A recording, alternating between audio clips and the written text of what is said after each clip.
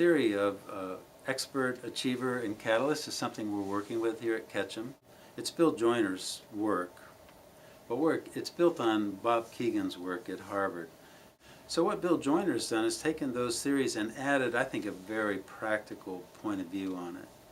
And what he says is, look, when you go into especially professional services, like here at Ketchum, public relations, he says you start off as an expert. You have to have some kind of expertise. And that's true no matter whether you're CEO or you're the intern. You must have some expertise.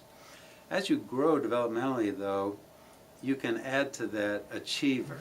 And that means, okay, I have this expertise, but I'm also willing for Ketchum to hold me accountable for a profit and loss in this particular area or with this client.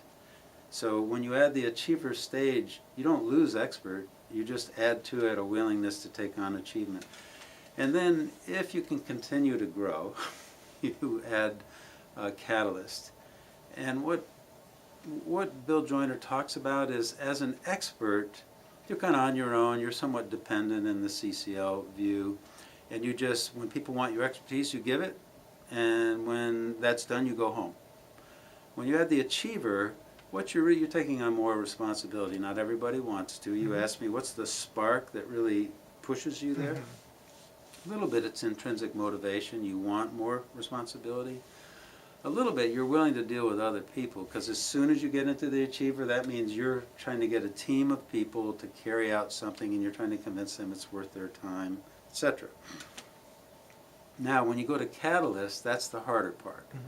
It's like, okay, we've got to achieve this, but in addition, we need to take into account how that is affecting the whole community, and maybe we might have to shift our game a little bit. So you step back, take a broader view, and then you still achieve.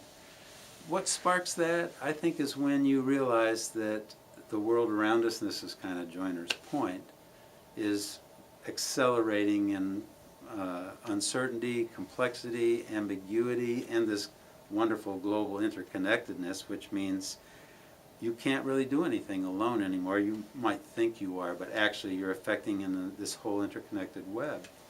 And so the catalyst behavior is the ability to remember, oh my gosh, all this stuff's going on.